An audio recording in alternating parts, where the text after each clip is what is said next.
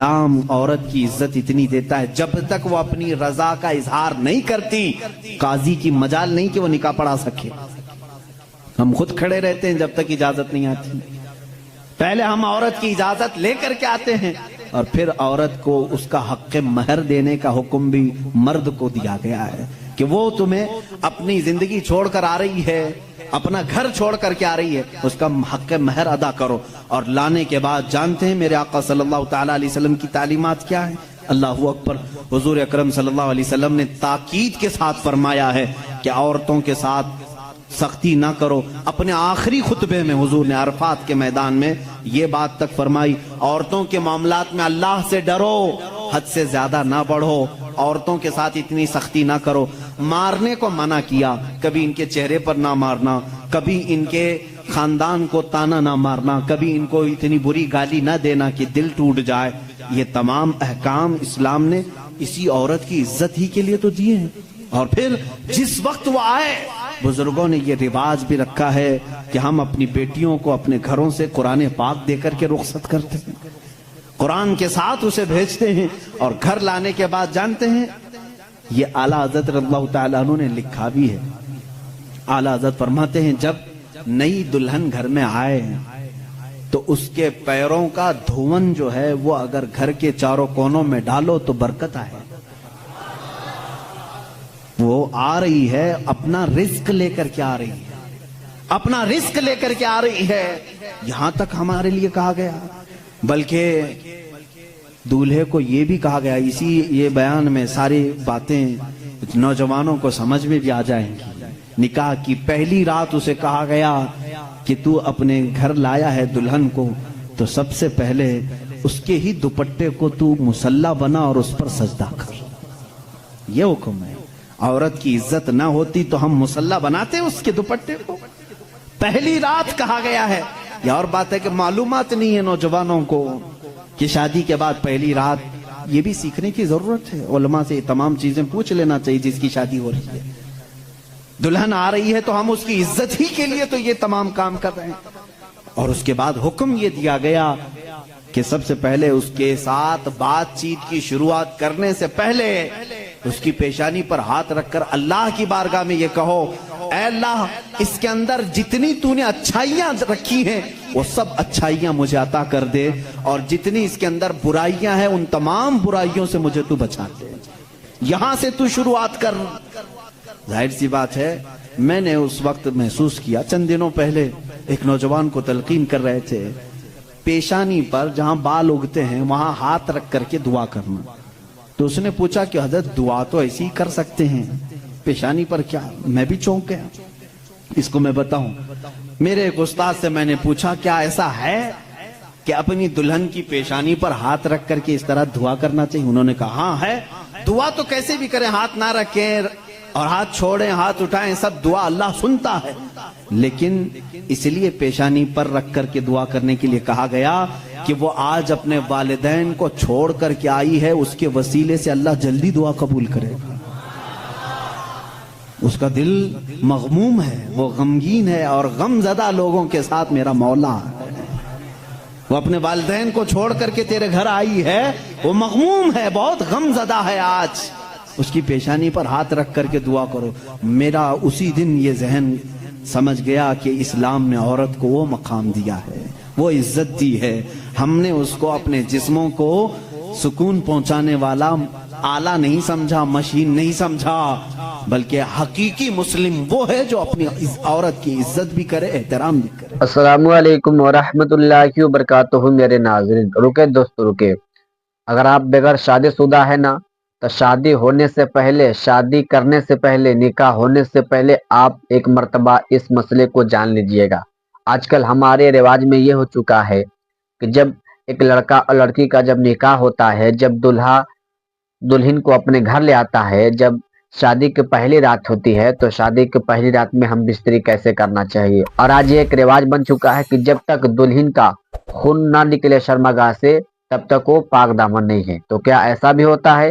آپ سب سے پہلے مفتی سلمان اظہری صاحب کے زبان سے بیانات کو سماعت کر لیجیے. اللہ کے رسول صلی اللہ تعالی علیہ وسلم نے جو فرامین دیے ہیں, عزیزان گرامی وقار, یہ نکاح کے اس سسٹم کو بھی میں آپ کو بتاؤں. کچھ تو وہ ہیں جو یہ اسلام کے خلاف بھونک رہے ہیں کہ عورتوں کے اوپر زور زبردستی ہوتی ہے اسلام میں, اور دوسروں کی کیا بات کروں, ہمارے ہندوستان پر بیٹھا ہوا میں کیا بتاؤں, یہ بھی بڑی عورتوں کی ہاں پیڑت مہیلائیں ہیں, مسلم پیڑت مہیلائیں ہیں جو خود بیوی کو چھوڑ بیٹھا ہے. ساری مسلم عورتیں پیڑت ہیں. اللہ اکبر.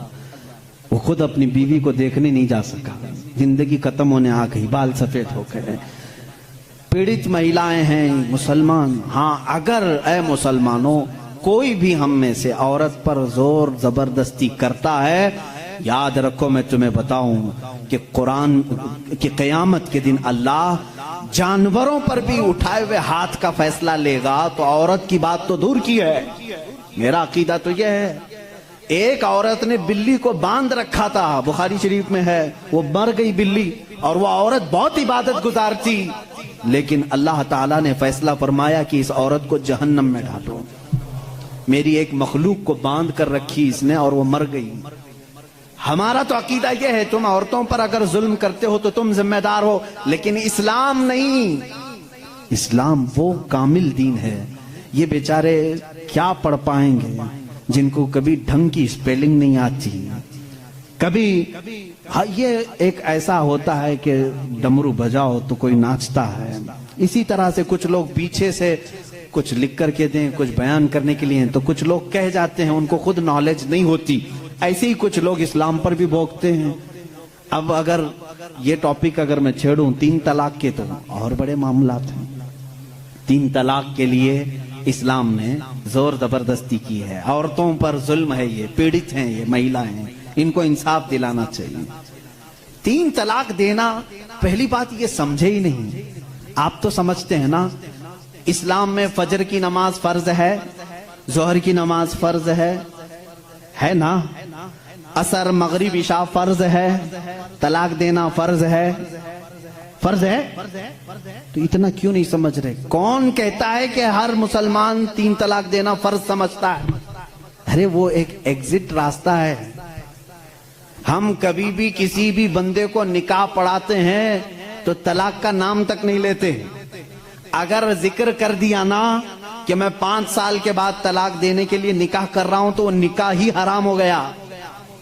بلکہ میں کہتا ہوں اگر تم نے نکاح میں یہ کہہ دیا 80 سال کے بعد میں چھوڑ دوں گا, یا 80 سال کا یہ کانٹریکٹ ہے میرا, تو نکاح نہیں ہے. وہ نکاح نہیں, اس کو متاع کہتے ہیں. ہم نکاح میں کبھی وقت متعین نہیں کر سکتے, بلکہ ہم تو لائف ٹائم کے لیے نکاح کر رہے ہوتے ہیں, لائف ٹائم کے لیے. لیکن انسانی زندگی میں کئی معاملات ایسے آتے ہیں کہ مزاج نہیں جم سکتا. ضروری نہیں ہے کہ ہر آدمی کا مزاج دوسرے سے جم جائے. کبھی ایسا ہو گیا تو اس کے لیے آپشن رکھنا چاہیے کہ نہیں رکھنا چاہیے؟ اس کے لیے آپشن رکھنا چاہیے کہ نہیں رکھنا چاہیے؟ ارے میاں تم کسی کو گاڑی میں بٹھا کر کے بھیج رہے ہو اور اس سے یہ کہو کہ چلنا ہی ہے, اگر وہ پوچھ لے گاڑی کے پہیے دونوں پنچر ہو گئے تو کیا کروں, کہا پھر بھی چلنا ہی ہے. یہ ظلم ہے, یہ زیادتی ہے.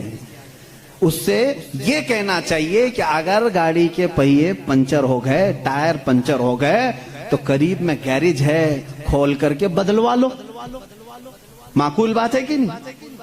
اگر بیچ راستے میں نہیں تم پابندی لگا دے, نہیں ٹائر نہیں بدلنا, پنچر ہوئی اسی سے چلنا, یہ زیادتی ہے کہ نہیں؟ اب میں آپ کو بتاتا ہوں, 2 ٹائر لے کر کے چلے تھے شادی کے بعد, 2 ٹائر ہیں اور دونوں چل رہے ہیں تو ٹھیک ہے, ایک بھی پنچر ہوا تو کیا کرو؟ یہ کہتے نہیں پنچر ٹائر کے ساتھ ہی چلو. ارے بھائی کہیں اور گاڑی گڑے میں گر جائے گی. حکم یہ ہونا چاہیے کہ اگر پنچر ہو گیا تو ٹائر چینج کر سکتے ہو, تمہارے لیے آپشن ہونا چاہیے. بس اسلام کا تقاضا صرف اتنا ہی ہے کہ اگر کسی کی زندگی میں انبن ہو گئی, نہیں بن پائی, تو اس کے لیے ایک آپشن ہے کہ عورت کو وہ بھی ایک ساتھ 3 طلاق نہیں, اس کو حرام قرار دیا گیا ہے. شریعت میں ایک وقت میں 3 طلاق دے دینا حرام ہے. میں اس کا ببانگ دوحل آج اعلان کرتا ہوں, اگر کوئی ایک ہی ساتھ अपनी औरत को तलाक तलाक तलाक इस तरह 3 बार कह देता है तो उसने हराम काम किया, गुनाह किया, नाजायज काम किया है। अगर छोड़ना भी है तो उसको इस्लाम ने तरीका बताया है, एक बार पहले बोलो, 1 महीने का टाइम दो, 1 महीने में भी फिर नहीं बनी तो दूसरी मर्तबा फिर 1 बोलो और 1 महीना छोड़ दो। 2 महीने का टाइम गुजर गया, अब फिर भी नहीं बन पा रही, तब फिर सबको बिठा करके कह दो हमने 2 मर्तबा देख लिया, अब हमारी जिंदगी आगे चल नहीं पाती, तीसरी मर्तबा हम इसको खत्म करते हैं। जी हाँ मेरे प्यारे अजीज दोस्तों, भाइयों और बहनों, जैसा कि आपने अभी हमसे बड़े आलिम, मुहद्दिस आजम, मुफक्किर आजम मुफ्ती सलमान अजहरी साहब के ज़बान से बयानात को समाअत कर लिए कि जब शादी की पहली रात होती है, जब लड़का लड़की से निकाह करके उस लड़की को अपने घर ले आता है, जब शादी की पहली रात होती है तो शादी की पहली रात में कौन सी नमाजें पढ़नी चाहिए, उसके साथ कैसे पेश आना चाहिए, कैसे हम बिस्तरी करना चाहिए, जैसा कि आपको मुफ्ती सलमान अजहरी साहब बता दिए। और जो एक मेन ज़रूरी है, मैं उस मसले को और कन्फ्यूजन के आपके दूर कर दे रहा हूँ। आजकल हमारे गांव मोहल्ले में बहुत सारे ये रिवाज हो चुका है कि जब तक दुल्हन का शर्मगाह से खून ना निकले हम बिस्तरी के वक्त, तब तक वो पाक दामन नहीं है। देखिए मेरे प्यारे नाजरीन, ये वीडियो बहुत ही ज़रूरी है, अदब के खिलाफ है, लेकिन आपके लिए जानना जरूरी है। देखिए मैं छोटा उम्र का हूँ लेकिन आपको तालीम दे रहा हूँ। देखिए आजकल हमारे रिवाज में ये चुका है कि जब तक दुल्हन का शर्मगाह से खून ना निकले वो पाक दामन नहीं है, अगर खून निकल जाए तो पाक दामन है। तो देखिए जो शर्मगाह का जो पर्दा होता है ना, वो फट जाता है। बहुत सारे ऐसे वजह है कि उसको वजह से फट जाती है। हो सकता है उठने बैठने से, कुछ चीजें वजन उठाने से, या फिर साइकिल चलाने से फट जाता है। तो इसकी वजह से लोग कहते हैं कि नहीं ये पाक दामन नहीं है, इसका संबंध शादी से पहले किसी और के साथ था। तो आप हरगिज ऐसा ना सोचे।